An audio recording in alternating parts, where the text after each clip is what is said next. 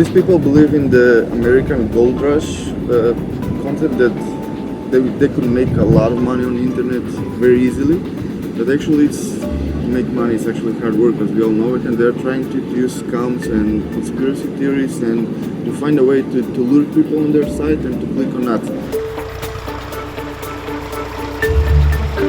Trump is a hot topic at the moment, but after the US election, they will probably try to do that what they're doing with sports or using food or fitness or cure for cancer and AIDS to attract readers who are easily fooled.